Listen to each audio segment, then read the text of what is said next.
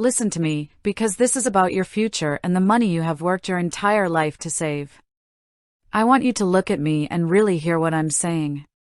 Every year, the IRS makes changes, and if you aren't paying attention, you are leaving money on the table, money that could be the difference between a retirement where you're constantly worried and a retirement where you are secure. We are talking about the 2026 contribution limits for your IRAs and your 401(k)s, and let me tell you, there are some super changes this year that you absolutely cannot afford to miss. First, let's talk about the fear. I know many of you are looking at the economy, looking at your bills, and wondering, am I doing enough?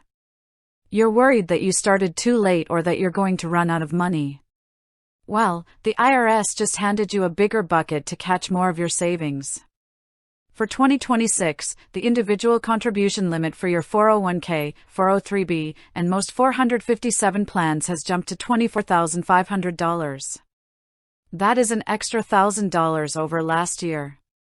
If you are under 50, that's your number. But for most of you watching this, you are 50 or older, and that is where the power starts. If you are 50 and older, you get what we call a catch-up contribution. For 2026, that catch-up is $8,000. So, your total limit for your 401(k) is $32,500. Think about that.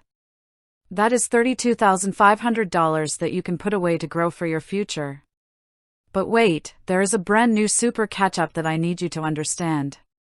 If you are exactly age 60, 61, 62, or 63, the Secure 2.0 Act has created a special window just for you.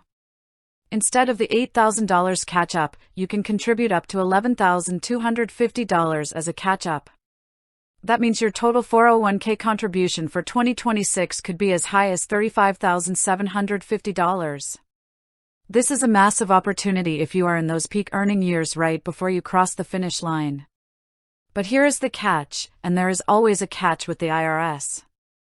If you earn more than $150,000, the rules for how you make those catch-up contributions are changing. Starting in 2026, if you're a high earner, the IRS is going to require those catch-up amounts to go into a Roth 401(k) account. That means you pay the taxes now so that money grows tax-free later. Don't let that scare you. Tax-free growth is a gift, but you have to make sure your employer's plan is set up to handle it. You must check with your HR department today. Don't wait until December. Now, let's move over to IRAs, because this is where many of you keep your safety money. For 2026, the IRA contribution limit, whether it's traditional or Roth, is $7,500. If you are 50 or older, you get an extra $1,100, bringing your total to $8,600. I want you to remember that number, $8,600. If you have a spouse who doesn't work, you can do a spousal IRA for them too.